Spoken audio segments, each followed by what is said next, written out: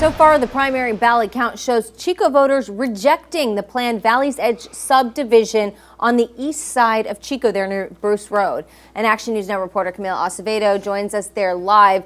So that's where the project would go in, Camille. What would happen to that land, though, if the Valley's Edge plan fails?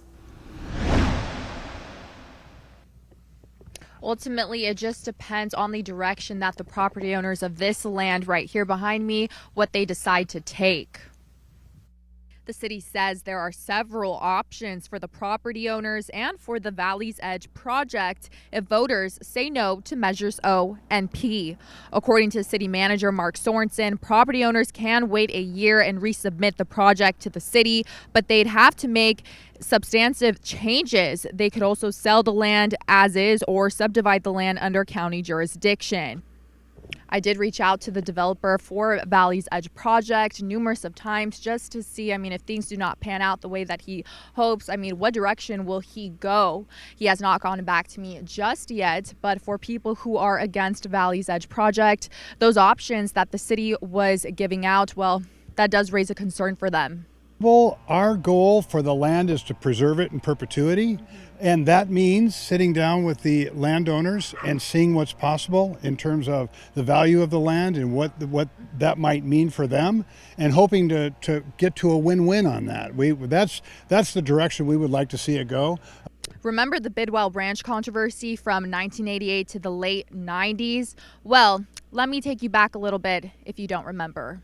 City Council approved Rancho Aoro, a subdivision. Voters said no to it in a referendum. Years later, the property owner tried again with plans for 250 acres of developed housing and 200 acres donated to Bidwell Park.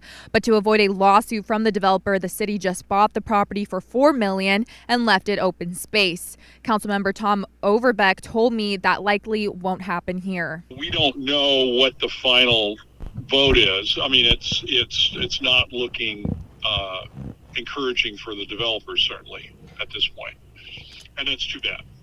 And so it will be developed. But this election, what was about was not is it going to be Valley's Edge or some nature preserve, but rather is it going to be developed under city standards or under county standards? They're pretty. You can understand they're pretty fed up at the moment after 17 years of working on this project.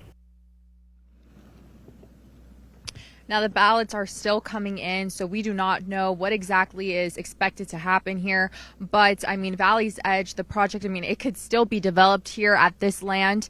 We just do not know yet. Just, again, we're waiting for those official final results. Live in Chico, I'm Camille Acevedo for Action News Now, coverage you can count on. Thanks, Camille. At last check, more than 10,000 people in Chico have voted no on Measure O. Just over 6,000 have voted yes. Similar for Measure P. Nearly the same number of people voted no on P.